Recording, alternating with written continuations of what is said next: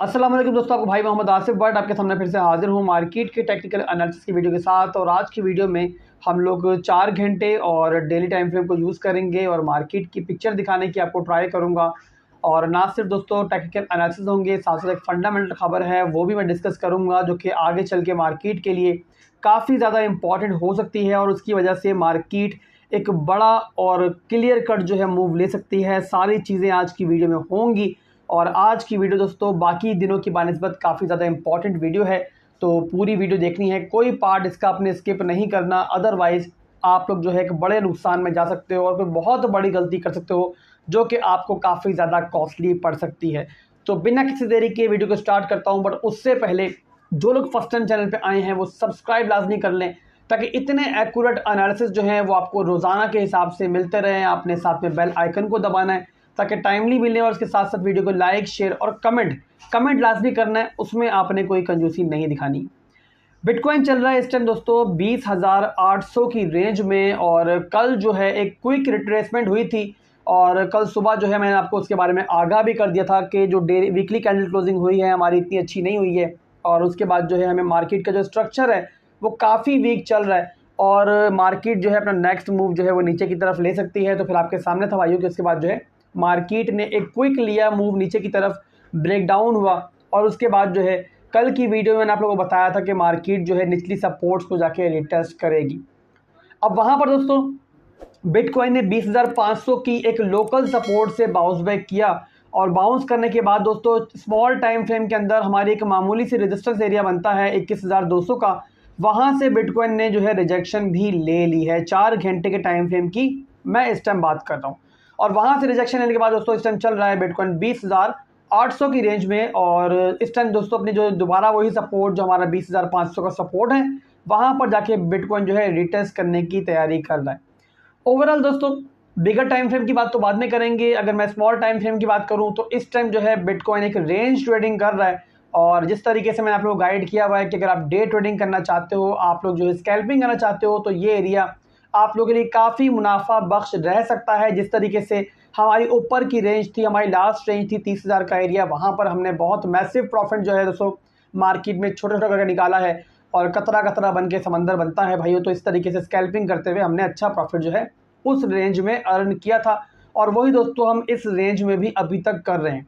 तो अभी के लिए दोस्तों मामला ये है कि बिटकॉइन जो है नीचे की सपोर्ट की तरफ जा रहा है, और मैं एक्सपेक्ट कर रहा हूँ कि बिटकॉइन 20,500 के बाद जो है एक दो रिटेस्टिंग के बाद जो है नीचे की तरफ जाएगा, और जो मेजर सपोर्ट है मैं उसको रिटेस्ट होने का जो है एक्सपेक्टेशन कर रहा हूँ कि बिटकॉइन उसको भी जाके जल्दी जो है रिटेस्ट कर सकता है। वो है हमारा 19,800 से लेके 20,000 का एरिया, और वही दोस्तों एक ऐसा एरिया है जहाँ पर आप लोग अगर लॉन्ग करना चाहो और डे ट्रेडर हो या स्कैल्पर हो तो वहाँ पर स्टॉप लॉस के साथ जो है आप लॉन्ग कर सकते हो। एक बात दोस्तों मैं बार बार आप लोगों को रिमाइंड करवाता हूँ, स्टॉप लॉस का इस्तेमाल लाजमी करना है।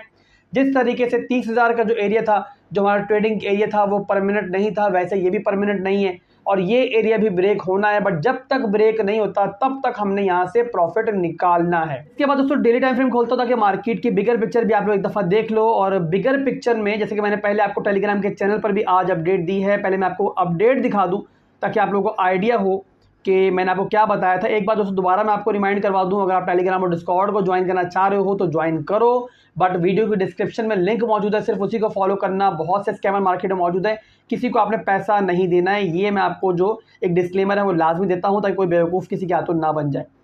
तो सुबह मेरे भाइयों मार्केट के मैंने आपको टेक्निकल एनालिसिस दिए थे, और टेलीग्राम को डिस्कॉर्ड को ज्वाइन करने का फ़ायदा ही यही है कि वीडियो लेट हो जाए तब भी आपको जो है यहाँ पे एनालिसिस मिल जाते हैं। और एनालिसिस दोस्तों बहुत सीधे थे, बहुत एक स्ट्रेट फॉरवर्ड थे और वन साइडेड थे कि बिटकॉइन का जो इस टाइम प्राइस एक्शन चल रहा है, जो मूवमेंट चल रही है वो बिल्कुल वही चल रही है जिस तरीके से काफ़ी दिनों से हम देख रहे हैं। कोई बड़ी चेंजिंग जो है इस टाइम डेली टाइम फ्रेम में नज़र हमें नहीं आ रही है। इसके अलावा दोस्तों इन एनालिसिस के अंदर मैंने आपको बहुत बड़ी चीज़ बताई है कि हमेशा दोस्तों जो कंसोलिडेशन पीरियड होता है या कॉन्ट्रैक्शन होता है, उसके बाद एक एक्सपेंशन जो है वो होता है मतवक्का कि वो जो है आ सकता है। जब हमारी बुल मार्केट चल रही होती है, मार्केट अप ट्रेंड में होती है, तो हर कॉन्ट्रैक्शन के बाद जो नेक्स्ट मूव एक्सपेक्टेड होता है वो होता है कि बिटकॉइन एक नया हायर है बनाने ऊपर जाएगा। बट क्योंकि मेरे भाइयों चल रही है बेयर मार्केट, और बेयर मार्केट में नॉर्मली हमने क्या देखा है कि हर कॉन्ट्रैक्शन पीरियड के बाद जो है एक्सपेंशन जब होती है तो वो नॉर्मली क्या होता है कि एक नया लोअर लो जो है मार्केट में हमें बनता हुआ नजर आ रहा है। इसी वजह से आपने ट्विटर के और यूट्यूब के जो फेक गुरुज है,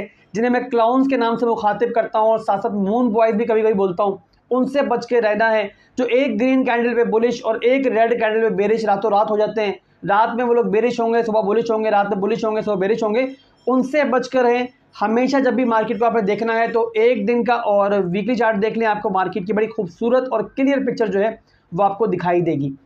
अब यहाँ पर दोस्तों मैं चार्ट को बड़ा कर रहा हूँ और एक चीज़ आपको दिखाने की ट्राई कर रहा हूँ, आपने देखनी है, आपको खुद समझनी है कि जब लास्ट टाइम बिटकॉइन जब 30,000 के एरिया में कंसोलिडेट कर रहा था, जहाँ पर बहुत से फेक गुरुज आपको कहते हुए नजर आ रहे थे कि बिटकॉइन ने जो डंप करना था कर लिया है, और अब जो कंसोलिडेशन पीरियड चल रहा है, ये जो है एक्यूमुलेशन हो रही है और इसके बाद जो है बिटकॉइन दोबारा ब्रेकआउट करेगा। वहाँ मैं बहुत बार बार आप लोगों को बता रहा था कि इसे एक्यूमुलेशन नहीं कहते हैं, और बिटकॉइन जो है एक बेयर फ्लैग बना रहा है और नॉर्मली बेयर फ्लैग जो है वो नीचे की तरफ जाता है। और वही दोस्तों हमने देखा कि जो हमारा बेयर फ्लैग था वो ब्रेक डाउन हुआ, और जैसे मैंने आप लोगों को बताया था, हमें जो है मार्केट में एक नया बॉटम मिला, एक नया लोअर लो मिला। वहाँ पर जैसे मेरी बात मानी होगी, सुनी होगी, और ज़ाहिर है बहुत से लोगों ने मुझे फॉलो करते हैं, सब ने मानी हुई है, तो बहुत से लोग जो है वहाँ पे लॉस से बचे होंगे। अब दोस्तों आप इस बेयर फ्लैग को देखो और इस प्राइस एक्शन को देखो जो अभी चल रहा है। डेली टाइम फ्रेम की बात कर रहा हूँ, आपको क्लियर कट नजर आ रहा होगा कि बिटकॉइन जो है एक नया बेयर फ्लैग जो है वो बनाता हुआ नजर आ रहा है। हालांकि ये बेयर फ्लैग अभी कंप्लीट नहीं हुआ है,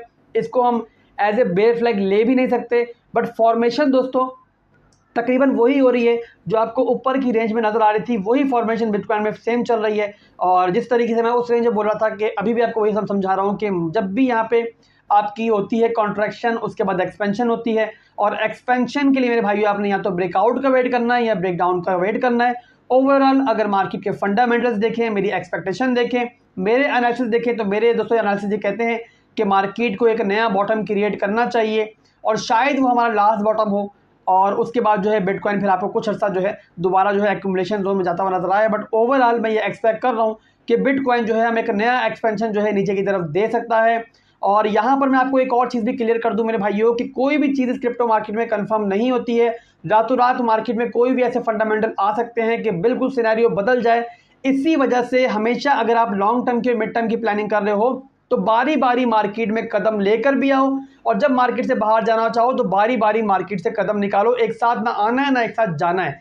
जैसे कि दोस्तों मैं SIP कर रहा हूँ, मैंने 30,000 की रेंज से SIP करना स्टार्ट की हुई है, 32% की बाइंग मैं कर चुका हूँ, और 70% की बाइंग दोस्तों मेरी उस एरिया में जहां मैं एक्सपेक्ट कर रहा हूँ कि बिटकॉइन जाएगा। तो आपने कुछ ना कुछ बाइंग अगर करना चाह रहे हो, कुछ भी नहीं खरीदा हुआ तो थोड़ी बहुत बाइंग कर सकते हो, उसमें कोई मुजायका नहीं है, बल्कि अक्लमंदी का तकाजा है कि थोड़ी बहुत बाइंग करो अपने पोर्टफोलियो में से, और ज़्यादातर जो हिस्सा है आपने वो रखना है बॉटम के लिए जो हम एक्सपेक्ट कर रहे हैं। तो ये थी दोस्तों मार्केट की क्विक सी पिक्चर, और डिटेल्ड एनालिसिस भी इंशाल्लाह आएंगे चैनल पर। आज या कल मैं इंशाल्लाह वीडियो बना के अपलोड करूंगा जहां पर डिटेल तस्वीर दिखाऊंगा कि मार्केट की इस टाइम तस्वीर क्या चल रही है और कौन कौन से पॉइंट पर क्या क्या मूव होने चाहिए। वो वीडियो भी काफ़ी इंपॉर्टेंट होगी, तो आपने उसका भी इंतज़ार करना है। इसके अलावा दोस्तों एक बहुत इंपॉर्टेंट खबर जो है मार्केट में इन दिनों गर्दिश कर रही है, काफ़ी दिनों से कर रही है इवन, और मैं आपको खबरदार भी पहले इस बारे में कर चुका हूं कि आपने अपने तमाम पोर्टफोलियो को जो है, जो कि आप स्टेबल कॉइन्स के अंदर रखते हो, आपने एक के अंदर नहीं रखना है। ओवरऑल इस मार्केट में जो 3 आपके लिए होने चाहिए कॉइन्स, मैं पहले आपको बता चुका हूँ, एक होना चाहिए USDT, एक होना चाहिए आपका BUSD, एक होना चाहिए USDC।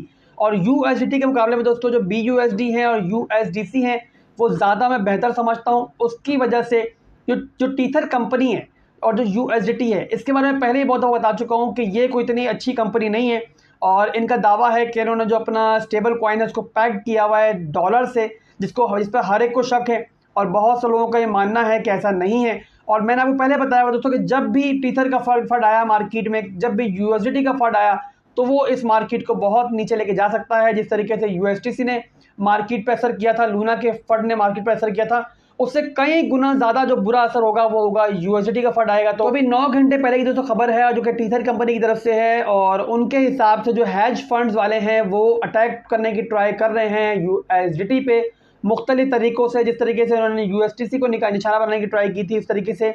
अब इनका हदफ है USDT। और इनका मानना ये है कि ऐसा इसलिए हो रहा है ताकि जो USDT है इसके पैक को तोड़ा जाए, और जब पैक टूटेगा और USDT की वैल्यू गिरेगी तो उस वक्त जो है USDT को सस्ते में बाय करके फिर बाद में जो है उससे फ़ायदा उठाया जाए। तो ओवरऑल दोस्तों जो खुद टीथर कंपनी वाले हैं वो भी ये मानते हैं कि उनका पैग भी टूट सकता है। अभी तक दोस्तों अगर लास्ट हम क्रैश में देखें तो USDT का पैग टूटा था, बट वो बहुत मामूली सा ब्रेक हुआ था, और उसके बाद मार्केट में काफ़ी फट भी फैला था। बट आप इमेजिन करो कि अगर यूएसडीटी का पैक जो है वो पूरी तरीके से टूटे यूएसटीसी की तरह, और अगर ये हाफ हो जाए या आप हाफ छोड़ो अगर पौना भी हो जाए, तो आप समझ सकते हो कि मार्केट में कितना गंदा फट फैलेगा और फिर उसके बाद जो है मार्केट में कैसा क्रैश आ सकता है। आपने मेरे भाई एक बात याद रखनी है कि अगर बिटकॉइन को 10,000 की रेंज में जाना है तो एक बड़े फंड की ज़रूरत है, एक बड़ी बुरी खबर की ज़रूरत है। और वो बुरी खबर दोस्तों ये भी हो सकती है, और भी हो सकती हैं, और बुरी खबरें भी लाइन में लगी हुई हैं। खबरों की कमी या बुरी खबरों की कमी इस टाइम बेयर मार्केट में नहीं होती है। इसी वजह से दोस्तों मैं आपको अक्सर खबरदार करता हूं कि आपने जो है अपने पोर्टफोलियो को डाइवर्सिफाई करने के साथ साथ अपने स्टेबल कॉइन्स को भी डाइवर्सिफाई करना है, और 2 से 3 स्टेबल कॉइन्स जो है आपके पास होने चाहिए